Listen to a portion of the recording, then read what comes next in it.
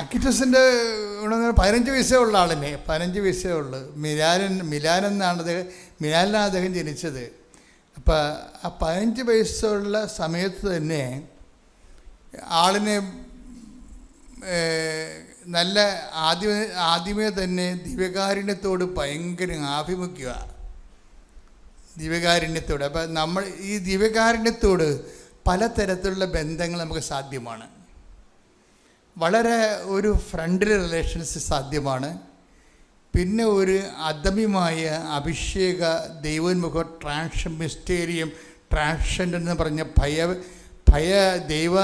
ദൈവത്തിനടുത്ത ഭയം തോന്നിപ്പിക്കുന്ന റിലേഷൻസ് നമുക്ക് സാധ്യമാണ്. അതുപോലെ തന്നെ വളരെ അഭിഷേകസിദ്ധമായിട്ടൊരു ആരാധനാപൂർവമായ സാക്ഷ്യവും ഒരു ലവ് ദൈവസ്നേഹത്തിൻ്റെ തന്നെ ഏറ്റവും സ്പർശ്യമായ ഒരു മൗന മനനധ്യാനത്തിനും കണ്ടംപ്ലേഷനും ഒക്കെ ദിവ്യകാരുണ്യം വല്ലാത്ത സാധ്യതകളാണ് ആരാധന ലോകത്തുണ്ടാക്കിയത്. അപ്പോൾ അക്വിറ്റസിന് ഈ ആരാധനയോട് ഭയങ്കര കമ്പമാണ് ദിവ്യകാരുണ്യം. അക്വിറ്റസിൻ്റെ ഹോബി എന്ന് പറഞ്ഞതെന്ന് വെച്ച് കഴിഞ്ഞാൽ കമ്പ്യൂട്ടർ ഒരു വെബ്സൈറ്റ് ഉണ്ടാക്കി വെച്ചിട്ടുണ്ട്. തന്നെത്താൻ ഉണ്ടാക്കിയതാണ്. കമ്പ്യൂട്ടർ വെബ്സൈറ്റ് ഉണ്ടാക്കിയിട്ട് അതുകൊണ്ടാണ് ഫ്രാൻസിസ് മാർപ്പാപ്പ അക്വിറ്റസിനെ വാഴ്ത്തപ്പെട്ടവനായിട്ട് പ്രഖ്യാപിച്ചു കഴിഞ്ഞപ്പോൾ ഫ്രാൻസിസ് മാർപ്പാപ്പ പറഞ്ഞെന്താണെന്നറിയാമോ?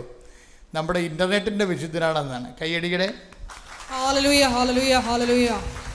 ഒരു കാലം ചേഞ്ച് ചെയ്തപ്പോൾ നമുക്ക് നല്ല വിശുദ്ധന്മാരെ കൂടി കിട്ടുകയാണ്. ആ കാലത്തിന് പറ്റിയ വിശുദ്ധന്മാരെ കിട്ടുകയാണ്. അപ്പോൾ എന്താണ് വിഷയം വെച്ചാൽ അക്വിറ്റസ് എപ്പോഴും ദിവ്യകാരുണ്യത്തെക്കുറിച്ച് തന്നെ ചിന്തിക്കും, എപ്പോഴും ആലോചിക്കും. എന്നിട്ട് ദിവ്യകാരുണ്യത്തിൽ നടന്നിട്ടുള്ള അത്ഭുതങ്ങളെല്ലാം കളക്ട് ചെയ്യും. ലോകത്തെവിടെയെല്ലാം 100, 104, 128 അത്ഭുതങ്ങൾ നടന്നിട്ടുണ്ട് ദിവ്യകാരുണ്യം ബ്ലഡായിട്ട് മാറണതും ദിവ്യകാരുണ്യം മാംസമായിട്ട് മാറണതും. അങ്ങനെ ഓരോരോ കാലത്ത് ഞാൻ തന്നെയും എനിക്ക് ഇവിടെ 2-3 ദിവ്യകാരുണ്യ അനുഭവങ്ങളുണ്ടായി. അതായത് ഞാനൊരു വാടക പള്ളിയിലിരിക്കുന്ന കാലത്ത് അത് 2003 കാലഘട്ടമാണ്. അപ്പോൾ നമ്മൾ കൃപാസന ധ്യാനത്തിൽ എപ്പോഴും ദിവ്യകാരുണ്യം ഉണ്ടാകുമല്ലോ, എനിക്കറിയാമല്ലോ. ദിവ്യകാരുണ്യം ഇല്ലാത്തൊരു ആരാധനയും ഉണ്ടാകത്തില്ല. അപ്പോൾ എന്താണെന്ന് വെച്ചാൽ ഈ അവിടെ ഒരു ചേടത്തി ഞാനൊരു സ്ഥലത്ത് ഒരു കുരിശ് പേരെ വെഞ്ചരിക്കാൻ പോയി. ലതീഞ്ഞ നടത്താൻ പോയി. ലിറ്റനിയില്ലേ, നമ്മൾ കൊന്തയിൽ പ്രാർത്ഥിക്കുന്ന ലിറ്റനി, ലിറ്ററജിക്കൽ രൂപമാണത്. അത് പാടി പ്രാർത്ഥിച്ച് ധൂപിച്ച് പ്രത്യേക പ്രാർത്ഥനയിൽ നമ്മുടെ ജവമാരുടെ ഭാഗമായിട്ട് ആൾക്കാർ ആഘോഷമായിട്ട് നടത്തുന്ന ശുശ്രൂഷയാണ്. അപ്പോൾ ഞാൻ ലിറ്റനി നടത്താൻ വേണ്ടി ചെന്നപ്പോൾ അപ്പോൾ രണ്ട് സഹോദരികൾ വന്ന് എന്നെ കണ്ടച്ചും പറഞ്ഞ് ലിറ്റനി കഴിഞ്ഞു. ഇപ്പം ഞാൻ ഇങ്ങനെ പള്ളിയിലോട്ട് പോരാൻ വേണ്ടി നിൽക്കുമ്പോൾ 2 സഹോദരി വന്നിച്ചും പറഞ്ഞു, അച്ഛൻ്റെ അമ്മ കിടപ്പായിപ്പോയി, അച്ഛൻ അറിഞ്ഞാന്ന് ചോദിച്ചു. അച്ഛൻ്റെ അമ്മ കിടപ്പായിപ്പോയി, അച്ഛൻ അറിഞ്ഞാന്ന് ചോദിച്ചു. അപ്പോൾ എനിക്കാണെങ്കിൽ ആരെയാണ് ഉദ്ദേശിക്കണമെന്ന് പിടിയില്ല. ഞാനെല്ലാം അമ്മച്ചിന്നാണ് എല്ലാവരെയും വിളിക്കണത്, പ്രായമുള്ളവരെല്ലാവരെയും. അപ്പോൾ ആരെയും ഉദ്ദേശിക്കണമെന്ന്. അപ്പോൾ ഞാനത് അവരെ ഞാൻ അറിയത്തില്ലെന്ന് പറയണത് അവർക്കൊരു ക്ഷീണമല്ലേ. അതുകൊണ്ട് ഞാൻ മിണ്ടാതെ അവരുടെ കൂടെ പോയി. അവിടെ വീട്ടിലോട്ട് പോയപ്പോഴുണ്ടല്ലോ ഒരു വലിയ, അതായത് ഞാൻ എപ്പോഴും കുർബാന കഴിഞ്ഞിട്ട് ഇരുന്ന് പ്രാർത്ഥിക്കുന്ന ഒരു സ്ഥലമുണ്ട്. എല്ലാ കുർബാനയും കഴിഞ്ഞിട്ട് കുർബാന കഴിയുമ്പോൾ നന്ദി പ്രകാശിപ്പിക്കാൻ വേണ്ടി ഇരിക്കണ ഒരു ചെയർ അവിടെ ഉണ്ട്, ഒരു തൂണുണ്ട് ആൾത്താരുടെ വാതിക്കലുള്ള തൂണിൻ്റെ അടുത്ത് ഒരു കസേര ഇട്ടിട്ടുണ്ട്. അപ്പോൾ എനിക്കിരിക്കാൻ വേണ്ടി അവിടെ. അപ്പോൾ ഞാൻ കുർബാന കഴിയുമ്പോൾ അവിടെ പോയി ഇരിക്കും. അപ്പോൾ ഈ അമ്മച്ചി അവിടെ ഉണ്ടാവും. അപ്പോൾ അമ്മച്ചി അമ്മച്ചിയെ കസേരയുടെ അരിയിലാണ് മുട്ട് കുത്തുന്നത്. അപ്പോൾ ഞാൻ അവിടെ പോയി ഇരിക്കുമ്പോൾ എൻ്റെ പ്രാർത്ഥന കഴിയുമ്പോൾ ഞാൻ അമ്മച്ചിയോട് വല്ല കുശലമൊക്കെ ചോദിക്കും, വീട്ടിലെ വിശേഷമൊക്കെ ചോദിക്കും. അപ്പോൾ അമ്മച്ചി എന്നെ മകനായിട്ടാണ് കണ്ടിരിക്കുക, വീട്ടിൽ കൊണ്ട് അവതരിപ്പിച്ചിരിക്കുന്നത് അങ്ങനെയാണ്. പക്ഷേ ആൾ പെട്ടെന്ന് പ്രഷർ അടിച്ച് വീണുപോയി. ആളെ 10-70 വയസ്സുണ്ടേ. നടന്ന് കുർബാനയ്ക്ക് വേണ്ടി എല്ലാ ദിവസവും വരും. കുർബാനയ്ക്ക് വേണ്ടി എല്ലാ ദിവസവും ഞാൻ 5:30 പള്ളി ചെല്ലുമ്പോൾ ഇവരുണ്ടാവും അവിടെ. അതേത് മഴയായാലും ശരി, എന്ത് മഞ്ഞായാലും ശരി, 5:30 ഞാൻ പള്ളി ചെല്ലുമ്പോൾ ഇവരുണ്ടാവും അവിടെ. അവർ ഒറ്റക്കാണെങ്കിലും വീട്ടിൽ നിന്ന് കുറച്ച് അവിടെ വീട്ടിൽ നിന്ന് പള്ളിയിലോട്ട് നടന്നു പോരണേ കുറേ പോരണമേ, പട്ടിക്കൊക്കെ പിടിക്കും മിക്കവാറും ഉച്ചയ്ക്ക് എന്ത് വെളുപ്പിനൊക്കെ ആണെങ്കിൽ. എങ്കിലും അവർ ആ സമയത്തുണ്ടാവും. അപ്പോഴും എനിക്കത് ഭയങ്കര വിഷമമായി. കാര്യം എന്ന് വെച്ച് കഴിഞ്ഞാൽ ഞാൻ അറിഞ്ഞില്ല ഇവരെ ഈ ദിവസം കാണാത്തതൊന്നും ഞാൻ പല തിരക്കിപ്പെട്ടത് കാരണം അവർ വന്നോ പോയോ ഒന്നും ഞാൻ അറിയണില്ലല്ലോ. ആളെ കണ്ടപ്പോൾ എനിക്ക് വിഷമം തോന്നി. അപ്പം ഞാൻ എന്ത് വെച്ച് കഴിഞ്ഞാൽ ഞാൻ ഉടനെ പറഞ്ഞ് കുർബാന കൊടുക്കാൻ പറ്റുമോ അച്ഛന്ന് അവർ പിള്ളേരോട് ചോദിച്ചു. മരുമക്കളാണ്. അപ്പോൾ കുർബാന കൊടുക്കാൻ പറ്റാന്ന് വെച്ചാൽ അവർക്ക് ആളിന് വലിയ ബോധമില്ല. വലിയ ബോധമില്ല, ബോധമേ ഇല്ല. അതാണ് കാര്യം. പ്രഷർ അടിച്ചിട്ട് ഈ ഭക്ഷണമൊക്കെ ട്യൂബിലൂടെയാണ് കൊടുക്കണതേ. അപ്പോൾ ആളിന് ബോധമേ ഇല്ല. പക്ഷേ എനിക്ക് ഭയങ്കര സങ്കടം. എന്താ കാര്യം വെച്ചാൽ ഇവർ ഇങ്ങനെ മരിച്ചു പോവുകയാണെങ്കിൽ ഇത്രയും കുർബാനയെന്ന് പറഞ്ഞ് കെട്ടിപ്പിടിച്ച് ജീവിച്ചിട്ട് അവസാനം കുർബാന സ്വീകരിക്കാതെ മരിക്കേണ്ട അവസ്ഥ വന്നാലും അതും ഒരു ലോജിക്കല്ല. അപ്പോൾ ഞാൻ പറഞ്ഞു എന്തായാലും ശരി, ഇവർക്കെല്ലാം ബോധമില്ലാതുകൊണ്ട് ഈശോയ്ക്ക് ബോധമുണ്ടല്ല അവർ. ഞാൻ അങ്ങനെ ചിന്തിച്ചത്, പ്രാക്ടിക്കലായിട്ട് ചിന്തിച്ചത്. അപ്പം ഞാൻ ചെന്ന് മഠത്തിൽ പോയി കുർബാന എടുത്തുകൊണ്ട് വന്നു. അപ്പോൾ കുർബാന ഒന്നും നമുക്ക് കൊടുക്കാൻ പറ്റത്തില്ല, കുർബാന ഇറങ്ങത്തില്ല. അപ്പം അതുകൊണ്ട് ഞാനീ നഖത്തോളം ഉള്ള വീതിയിൽ തരിയിലാണ് കുർബാന എടുത്തത്. ഇത്തിരി ചെറിയ, അത് വളരെ ഒരു ചെറിയ ചെറിയ ഒരു കഷ്ണം, കണ്ണിന് പിടിക്കാവുന്ന രീതിയിലുള്ള ഒരു കഷ്ണം എടുത്ത് കൊണ്ടുവന്നു. കാര്യം ഈ ട്യൂബിലൂടെ വായിലൂടെ ബോധമില്ലാത്ത ആളിൻ്റെ വായിൽ ഇതുകൊണ്ട് വെച്ചാൽ അവർ ഇറക്കത്തില്ല.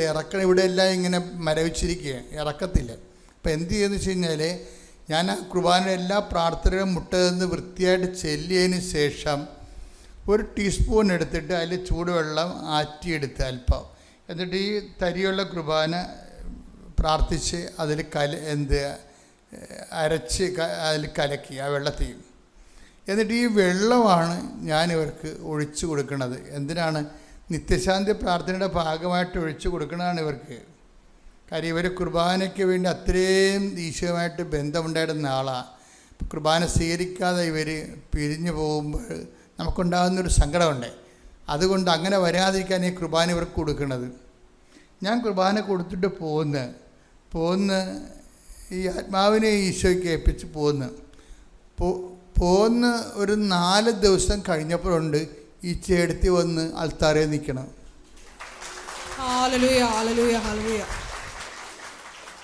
അതാണ് കുർബാന എന്ന് പറയുമ്പോൾ. അതാണ് കുർബാന. നമുക്കൊന്നും വിധി കൽപ്പിക്കാൻ പറ്റത്തില്ല. അനന്തമായ സാധ്യതയാണ് കുർബാന എന്ന് പറയുന്നത് നമ്മുടെ മുമ്പിൽ. ഒന്ന് ശ്രുതിക്കട്ടെ ഹല്ലേലൂയ. ഓസ്തിയിൽ വാഴും ശ്രുതിക്കട്ടെ ഹല്ലേലൂയ.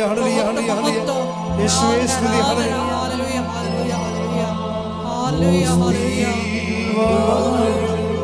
ദൈവമേ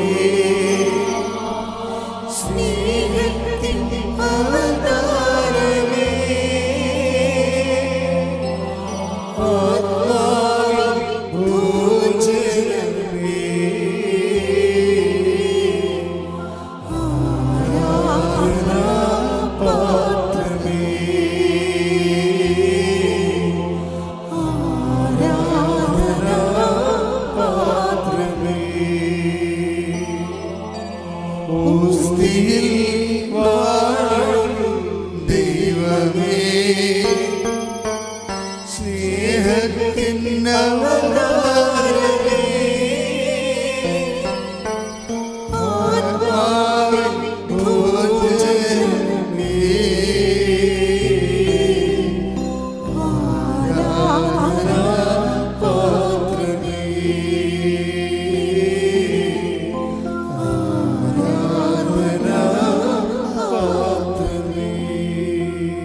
മാതാവിനും തിരുക്കുമാരനും 1000 നന്ദി.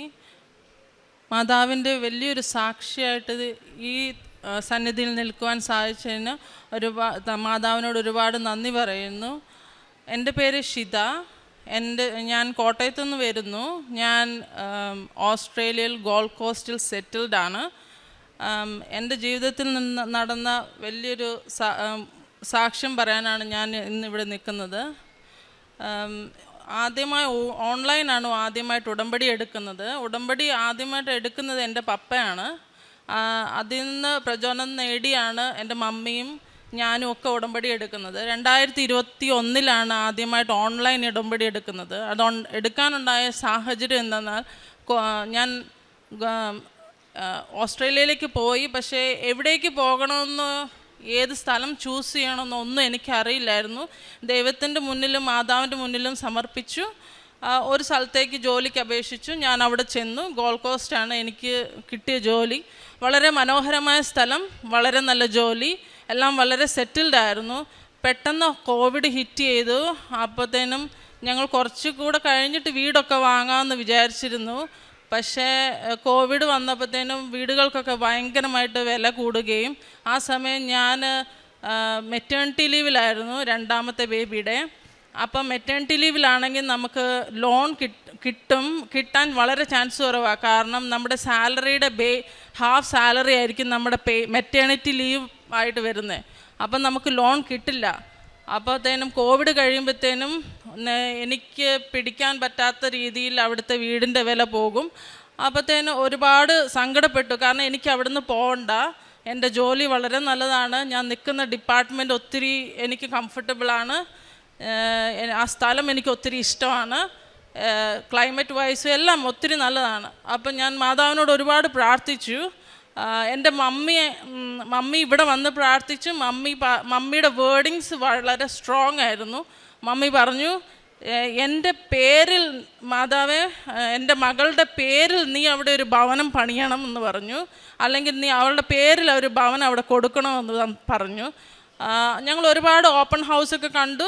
ഞങ്ങൾക്ക് പ്രൈസ് കൊണ്ട് ഒന്നും ശരിയാവാതെ ഞങ്ങൾ തിരിച്ചു പോന്നു. ഒരു വീട് കണ്ട് ഞങ്ങൾ തിരിച്ചിറങ്ങുമ്പോൾ കിട്ടില്ലെന്ന് എനിക്ക് ഉറപ്പായിരുന്നു. പക്ഷേ ഇറങ്ങിക്കഴിഞ്ഞപ്പോഴത്തേന് ഹസ്ബൻഡ് എന്നോട് പറഞ്ഞു, നീ ആ സ്ട്രീറ്റിൻ്റെ പേര് ശ്രദ്ധിച്ചോ എന്ന് ചോദിച്ചു. ഞാൻ ശ്രദ്ധിച്ചു. ആദ്യം എനിക്കൊന്നും മനസ്സിലായില്ല. അപ്പോൾ രണ്ടാമതൊന്നുകൂടെ നോക്കിയപ്പോൾ ആ സ്ട്രീറ്റിൻ്റെ പേര് എസ് ടിൻസൺ എന്നാണ്. എൻ്റെ പേര് ഷിത എന്നും ഹസ്ബൻഡിൻ്റെ പേര് ടിൻസൺ എന്നുമാണ്. അപ്പോൾ മാതാവിനോട് എന്താണ് ചോദിച്ചത്? മമ്മി ചോദിച്ചത് എൻ്റെ മകളുടെ അവരുടെ പേരിൽ നീ അവൾക്ക് അവിടെ ഒരു ഭവനം കൊടുക്കണമെന്നാണ്. ഞങ്ങളിപ്പോൾ താമസിക്കുന്നത് എസ് ടിൻസണിലാണ്. അവിടെയാണ് ഞങ്ങൾ ആ ഭവനം വാങ്ങുകയും ഞങ്ങൾ പറഞ്ഞ എമൗണ്ടിന് അവർ സമ്മതിക്കുകയും അവരിങ്ങോട്ട് പറഞ്ഞ് ഇത്ര $, കുറച്ച് തരാമെന്ന് പറയുകയും വളരെ ഭംഗിയുള്ളൊരു ഭവനം ഞങ്ങൾക്ക് അവിടെ വാങ്ങുവാനും സാധിച്ചു. ആദ്യം പോയപ്പോൾ എനിക്ക് ഉറപ്പായിരുന്നു എൻ്റെ മെറിറ്റിൽ എനിക്ക് വീട് വാങ്ങാൻ പറ്റുമെന്ന്. പക്ഷേ ഈ ഭവനം എനിക്ക് ലഭിച്ചത് ഞങ്ങളുടെ മെറിറ്റിലല്ല. It's not by merit, it's all because of the grace. അതിലാണ് ഞങ്ങൾക്ക് ആ ഭവനം കിട്ടിയത്. ആ ഭവനത്തിൽ ഞങ്ങൾ വലിയൊരു കൃപാസന മാതാവിൻ്റെ ഫോട്ടോ വെച്ചിട്ടുണ്ട്. എപ്പോഴും മാതാവിൻ്റെ ഒരു സാന്നിധ്യം ആ ഭവനത്തിൽ എപ്പോഴും ഞങ്ങൾക്ക് ഫീൽ ചെയ്യാറുണ്ട്. അതാണ് എൻ്റെ ആദ്യത്തെ സാക്ഷ്യം. അത് കഴിഞ്ഞ് ഒരുപാട് മാതാവിൻ്റെ ഒരുപാട് അനുഭവങ്ങൾ ആ ഭവനത്തിൽ ഒരുപാട് ലഭിച്ചു. രണ്ടാമത്തെ വലിയ സാക്ഷ്യം എന്ന് വെച്ചാൽ, എനിക്കൊരു വേർട്ടിഗോ വന്നിട്ടുണ്ടായിരുന്നു. അപ്പോൾ ഒരു ദിവസം ഹസ്ബൻഡ് ഡ്യൂട്ടി കഴിഞ്ഞ് വന്നപ്പോൾ ഞാൻ ടോയ്ലറ്റിൽ ഇങ്ങനെ വീണ് കിടക്കുക. അപ്പോൾ എഴുന്നേറ്റിരിക്കാൻ ഞാൻ ബോധമില്ലായിരുന്നു. പെട്ടെന്ന് കിടത്തി. ഭയങ്കര വോമിറ്റിംഗ് ആണ്, ഇരിക്കാൻ പറ്റത്തില്ല, നിൽക്കാൻ പറ്റത്തില്ല, ഭയങ്കര സ്പിന്നിങ് ആണ്, വോമിറ്റ് ചെയ്യും. പെട്ടെന്ന് ഡോക്ടർ ED കൊണ്ടുപോയി. അപ്പോൾ അവർ പറഞ്ഞു ഇത് ഇയർ ബാലൻസിൻ്റെ ഇഷ്യൂ ആണ്. പിന്നെ ഫിസിയോതെറാപ്പി ചെയ്തു. 3-4 മാസം അങ്ങനെ തന്നെയായിരുന്നു. ഹസ്ബൻഡിന് ഒത്തിരി ബുദ്ധിമുട്ടായിരുന്നു. എനിക്കാണെങ്കിൽ ജോലിക്ക് പോകാൻ പറ്റത്തില്ല. എല്ലാം ഭയങ്കര പ്രശ്നമായിരുന്നു. അപ്പം ലാസ്റ്റ് അപ്പോയിൻമെൻറ്റിന് ഡോക്ടർ ഇങ്ങനെ പറഞ്ഞു, തിരിച്ച് ഒരു നോർമൽ ക്വാളിറ്റി ഓഫ് ലൈഫ് കിട്ടാൻ വളരെ ചാൻസ് കുറവാണ്. നിൻ്റെ ജോലി ചിലപ്പോൾ നിനക്ക് ചേഞ്ച് ചെയ്യേണ്ടി വരും, കുറച്ചുകൂടെ ഒരു ഈസി ആയിട്ടുള്ള ഒരു ജോബിലേക്ക് നീ മാറേണ്ടി വരും. പിന്നെ ആണെങ്കിൽ കുറച്ചുകൂടെ ശ്രദ്ധിക്കേണ്ടി വരും, ചിലപ്പോൾ ഡ്രൈവ് ചെയ്യാനൊക്കെ ഇച്ചിരി ബുദ്ധിമുട്ടുണ്ടാവും എന്നൊക്കെ സംസാരിച്ചു. അപ്പോൾ ഭയങ്കര വിഷമിച്ച് ഞാൻ വീട്ടിൽ വന്നു. ഹസ്ബൻഡ് വെരി നെക്സ്റ്റ് ഡേയിലേക്ക് ഇങ്ങോട്ടേക്ക് ടിക്കറ്റ് എടുത്തു. വീട്ടിലൊന്നും പോയില്ല, നേരെ ഇങ്ങോട്ട് വന്നു. ഇവിടെ വന്നു മാതാവിനെ കണ്ടു, എല്ലാ കാര്യങ്ങളും പറഞ്ഞു. തിരിച്ച് 2 ദിവസം കഴിഞ്ഞ് തിരിച്ചു പോയി. വീട്ടിലൊന്നും പോയില്ല, കൊച്ചി താമസിച്ച് തിരിച്ച് ഓസ്ട്രേലിയക്ക് തിരിച്ചു പോയി. തിരിച്ചു പോയി ഞാൻ ഈ എൻ്റെ തലയിറക്കത്തിൻ്റെ കാര്യം മറന്നുപോയി. തിരിച്ചു വന്നപ്പോൾ ഹസ്ബൻഡ് ചോദിച്ചു, നീ തലയിറക്കമായിട്ടല്ലേ പോയത്, എന്നിട്ട് നിനക്ക് തലയിറക്കം ഇല്ലേന്ന് ചോദിച്ചു. അപ്പം ഞാൻ പറഞ്ഞു, അയ്യോ അത് പോയി എന്ന് തോന്നുന്നു പറഞ്ഞു. അങ്ങനെ അതിൽ പിന്നെ എനിക്ക് ഇതുവരെ ഒരു തലയിറക്കം ഒന്നും ഉണ്ടായിട്ടില്ല. അതിന് മാതാവിന് ഒരുപാട് നന്ദിയുണ്ട്. പിന്നെ അതിന് പ്രത്യേകം എനിക്ക് പറയാനുള്ളത്, എൻ്റെ ഒരു കൊളീഗ്, പുള്ളിക്കാരത്തേക്ക് ഇതുപോലെ വേർട്ടിഗോ ഉണ്ട്, ഇംഗ്ലീഷുകാരിയാണ്. പുള്ളിക്കാരത്തി എന്തൊക്കെയോ ട്രീറ്റ്മെൻറ്റ്സ് ആണ് ചെയ്യുന്നത്, വലിയ ട്രീറ്റ്മെൻറ്റ്സ്, ഒത്തിരി ഹോസ്പിറ്റൽസിൽ പോകുന്നു, ഇപ്പോഴും ട്രീറ്റ്മെൻറ്റ് ചെയ്തുകൊണ്ടിരിക്കുകയാണ്. അപ്പോൾ പുള്ളിക്കാരത്തി അനുഭവിക്കുന്ന വിഷമങ്ങൾ കാണുമ്പോൾ ഓരോ നിമിഷം ഞാൻ പ്രാർത്ഥിക്കും അവർക്ക് വേണ്ടി. ആ വിഷമം കാണുമ്പോൾ ഞാൻ ആലോചിക്കും, മാതാവ് എന്തൊരു വലിയ അനുഗ്രഹമാണ് എനിക്ക് തന്നത്. ഞാൻ തിരിച്ച് വളരെ പെട്ടെന്ന് തന്നെ ഒരു കോടും കൂടാതെ തിരിച്ച് ഞാൻ ജീവിതത്തിലേക്ക് തിരിച്ചു വന്നു. അതിന് 1000 നന്ദി പറയുന്നു. മൂന്നാമതായിട്ടുള്ളൊരു സാക്ഷ്യം എന്ന് വെച്ചാൽ 2024 ഡിസംബറിൽ എൻ്റെ തൈറോയിഡിലൊരു നോഡ്യൂള് കണ്ടു. അപ്പം നോഡ്യൂള് സാധാ ഡോക്ടറിനെ കാണിച്ചപ്പോൾ പറഞ്ഞു, ഇത് ഇച്ചിരി വലുതാണ്, നമുക്ക് FNAC ചെയ്യണമെന്ന് പറഞ്ഞു. ഞാൻ ഭയങ്കര കോൺഫിഡൻ്റ് ആയിരുന്നു, കാരണം ഞാൻ ഉടമ്പടിയിലൊക്കെ ഉള്ളതല്ലേ, മാതാവ് എന്നെ കാത്തോളും, ഷുവറായിട്ട് എനിക്ക് ഒരു പ്രശ്നം ഉണ്ടാവില്ല. പക്ഷേ FNAC ചെയ്തു, റിപ്പോർട്ട് വന്നു സാധാരണേനേക്കാളും ബിഗാണ്. അപ്പോഴത്തേനും പറഞ്ഞു ഇത് ക്യാൻസറസ് ആവാനുള്ള ചാൻസസ് കൂടുതലാണെന്ന് പറഞ്ഞു. അപ്പോഴത്തേനും ഭയങ്കര സങ്കടമായി. ഞാനൊരു മാതിരി മരവിച്ചു പോയി. ഞാൻ പ്രാർത്ഥിച്ചില്ല, ഞാൻ ഭയങ്കരമായിട്ടും വിഷമിച്ചു. ഞാനിങ്ങനെ ഭയങ്കരമായിട്ടും നിന്നുപോയി. എന്ത് ചെയ്യും, എൻ്റെ കുഞ്ഞുങ്ങളാണ് എനിക്കുള്ളത്, ഞാൻ എന്ത് ചെയ്യും, എനിക്കെന്തെങ്കിലും സംഭവിച്ചാൽ, അങ്ങനെയൊക്കെ ഒരുപാട് ചിന്തകളെല്ലാം വന്നു. പിന്നെ മാതാവിനെ അങ്ങ് മനസ്സിലേക്ക് ധ്യാനിച്ചു. അത് കഴിഞ്ഞ് മമ്മിയെല്ലാം ഇവിടെ വന്ന് പ്രാർത്ഥിച്ചു. അച്ഛൻ്റെ അടുത്ത് വന്ന് മമ്മി പ്രാർത്ഥിച്ചു, എൻ്റെ ഫോട്ടോ കാണിച്ചു. അച്ഛൻ ഫോട്ടോയിൽ തൊട്ട് എന്നെ പ്രാർത്ഥിച്ചു. അപ്പോൾ അച്ഛൻ പറഞ്ഞു, ഒരു കുഴപ്പം ഉണ്ടാവില്ല, ധൈര്യമായിട്ട് സർജറിക്ക് പോകാൻ പറഞ്ഞു, സർജറി ചെയ്യൂ, ഒരു പ്രശ്നമില്ലാതെ അവൾ ജീവിതത്തിലോട്ട് തിരിച്ചു വരുമെന്ന് പറഞ്ഞു. അങ്ങനെ 2025 ഈ വർഷം, ഇപ്പോൾ 1 വർഷമാവുന്നു, എൻ്റെ ഹെമി തൈറോയിഡക്ടമി ഫിനിഷായി. ബയോപ്സിക്ക് വിട്ടു, ഒരു പ്രശ്നമില്ല, ക്ലിയർ ആയിട്ട് വന്നു. ഡോക്ടർ പറഞ്ഞു, നിനക്ക് ഒരു പ്രശ്നമില്ല, ഇനി ഒരു ടാബ്ലറ്റ്സും എടുക്കണ്ട. നോർമലി ഹെമി എന്തെങ്കിലും വന്നാൽ ഇനി നമുക്ക് തൈറോക്സിൻ എടുക്കേണ്ടി വരും. അപ്പം ഇതുവരെ ഞാൻ ഒരു ടാബ്ലറ്റ്സും എടുത്തിട്ടില്ല, ഒരു പ്രശ്നമില്ല. എന്നെ പൂർണ്ണ ഒരു ഫീനിക്സ് പക്ഷിയെ പോലെ, ദൈവമേ എന്നെ നീ ഉയർത്തണമേ, വീണ്ടും പറക്കാൻ എന്നെ അനുവദിക്കണമേ എന്ന് പറഞ്ഞ് ഞാൻ പ്രാർത്ഥിച്ചു. അതുപോലെ തന്നെ ഞാൻ പൂർണ്ണ ആരോഗ്യത്തോടെ വീണ്ടും വളരെ ആർജവത്തോടെ ഞാൻ തിരിച്ചു വന്നു. അതുകൂടാതെ ഒരു ടാബ്ലറ്റ്സും എടുത്തില്ല. അതിന് മാതാവിന്, ഈശോയ്ക്ക് ഒരുപാട് നന്ദി പറയുന്നു. ഇതാണ് എൻ്റെ 3 സാക്ഷ്യം. കൂടാതെ എൻ്റെ ജീവിതത്തിൽ ഒരുപാട് ചെറിയ സാക്ഷ്യങ്ങൾ ഒരുപാട് അനവധി ഉണ്ടായിട്ടുണ്ട്. പ്രത്യേകമായി പറഞ്ഞാൽ ജീവിതത്തിലുണ്ടായ മാറ്റങ്ങൾ ഉടമ്പടി എടുത്തതിന് ശേഷം കൃത്യനിഷ്ഠതയോടുകൂടിയുള്ളൊരു ജീവിതം എനിക്ക് പ്രാപിക്കാൻ സാധിച്ചു. 5:30 എഴുന്നേൽക്കുകയും ഉടമ്പടി പ്രാർത്ഥിക്കുകയും 2022 ആദ്യമായിട്ട് ഉടമ്പടി എടുക്കുന്നത് ഇവിടെ വന്ന്. അത് പിന്നെ ഇപ്പോഴാണ് തിരിച്ച് വരുന്നത് ഉടമ്പടിക്കായിട്ട്. പക്ഷേ അത് കൃത്യമായിട്ടും ഓൺലൈനിൽ ഉടമ്പടി പുതുക്കുകയും അത് കൃത്യമായിട്ട് മാക്സിമം ഫോളോ ചെയ്യാൻ ശ്രമിച്ചിട്ടുണ്ട്. ഒരു ബൈബിൾ ഏകദേശം 1 പ്രാവശ്യം ഫുള്ള് വായിച്ച് തീർക്കാൻ പറ്റി.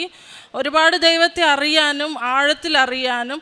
ആദ്യമായിട്ട് ഉടമ്പടി എടുത്തപ്പോൾ ഞാൻ ഉടമ്പടി എടുത്തത് ഞാൻ 6 നിയോഗങ്ങൾ വെച്ചിട്ടാണ് എടുത്തത്. പിന്നെ ഓൺലൈൻ ഉടമ്പടി എടുക്കുമ്പോൾ ഞാൻ നിയോഗങ്ങൾ അത്ര കോൺസെൻട്രേറ്റ് ചെയ്യാറില്ല. കാരണം എന്താ വെച്ചാൽ എൻ്റെ ഒരു എയിം മാറിപ്പോയി. ഞാൻ ഉടമ്പടിയിൽ നിയോഗങ്ങളൊന്നും, ദൈവമേ നിനക്കെന്നെ അറിയാം, മാതാവേ അങ്ങയുടെ ഇതം പോലെ എന്നെ നടത്തണമേ എന്ന് മാത്രമേ പറയാറുള്ളൂ. അത് ഉടമ്പടി എൻ്റെ ജീവിതത്തിൻ്റെ ഒരു ബലവും എന്നെ നയിക്കാൻ, എന്നെ നേർവഴിക്ക് നയിക്കാനുള്ളൊരു ശക്തിയുമായിട്ടത് മാറി. എന്നെ പൂർണ്ണമായി അത് രൂപീകരിച്ചു എന്ന് വേണേൽ പറയാം. ഞാൻ ഒരുപാട് താന്നു, ഞാൻ നല്ല രീതിയിൽ സംസാരിക്കാൻ തുടങ്ങി.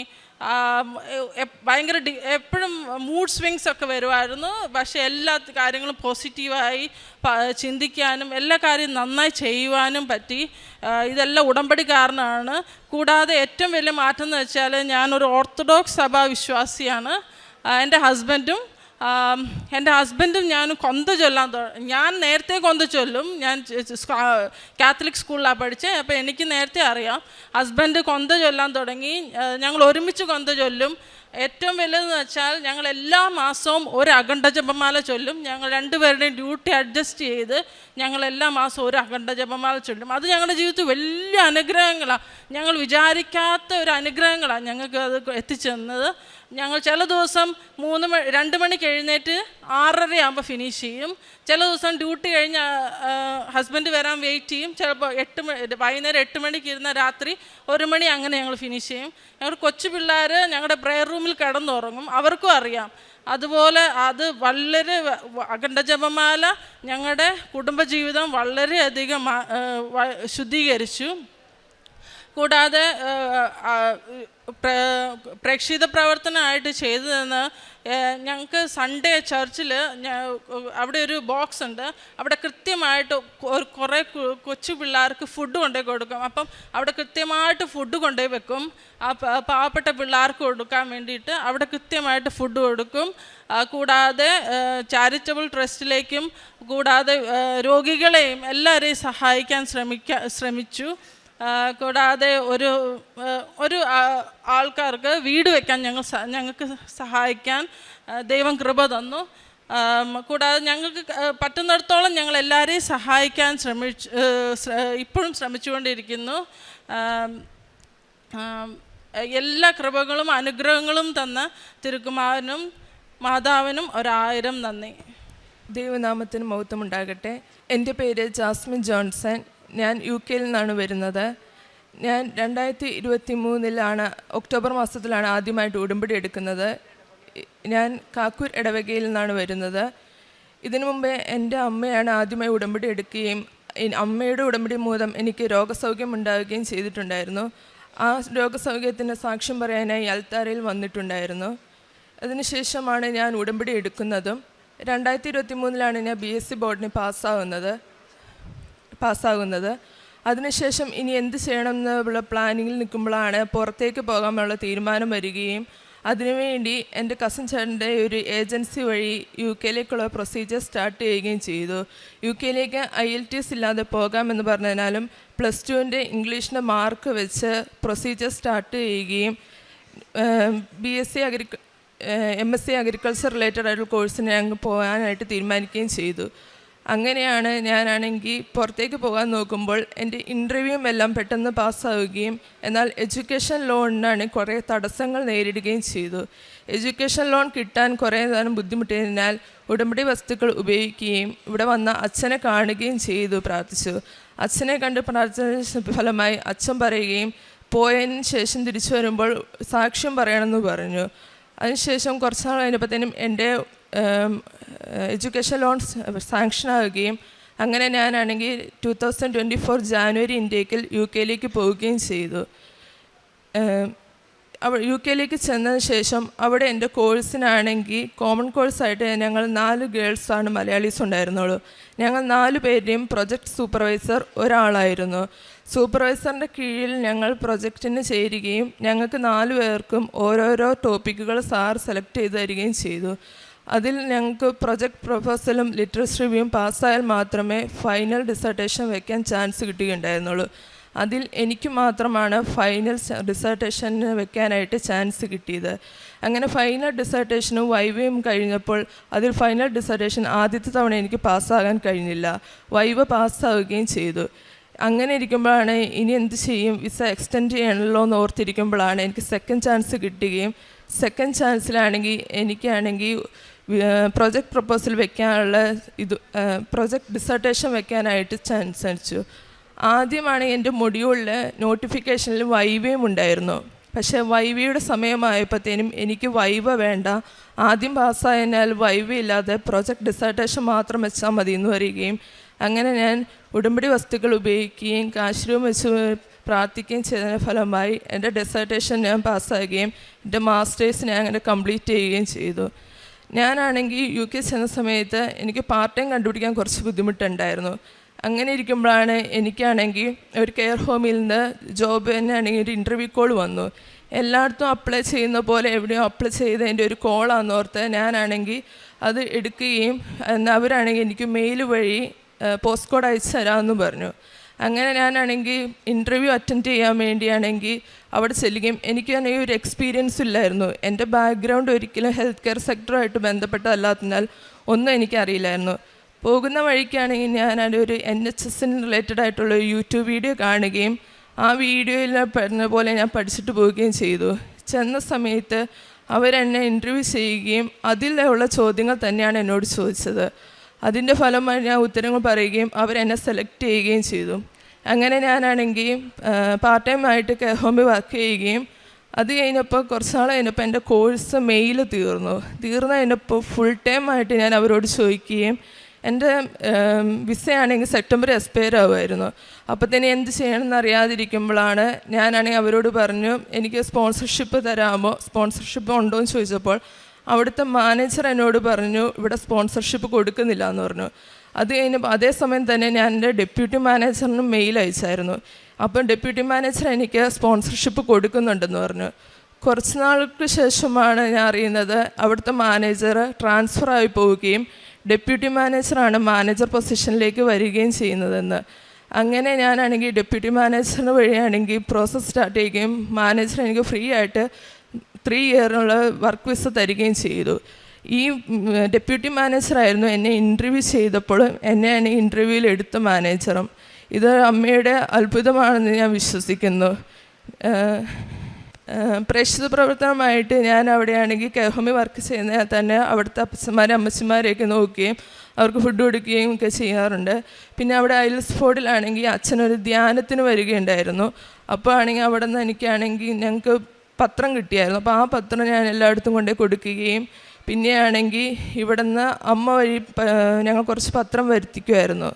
അങ്ങനെ ഞാൻ ആ പത്രങ്ങൾ കൊണ്ടുപോയി കൊടുക്കുകയും ചെയ്തിട്ടുണ്ട്. പിന്നെ കാരുണ്യപ്രവൃത്തിയായിട്ട് ഞാൻ അമ്മയ്ക്കാണ് പൈസ കൊടുക്കുകയും അമ്മ ഇവിടുത്തെ ഓൾഡ് ഏജ് ഹോമുകളിലുള്ളവർക്കാണെങ്കിൽ ഓരോരോ പുണ്യപ്രവൃത്തികൾ ചെയ്ത് കൊടുക്കുകയും ചെയ്യുകയുണ്ടായിരുന്നു. ആത്മീയമായി ഞാൻ ബൈബിൾ വായിക്കാറുണ്ട്.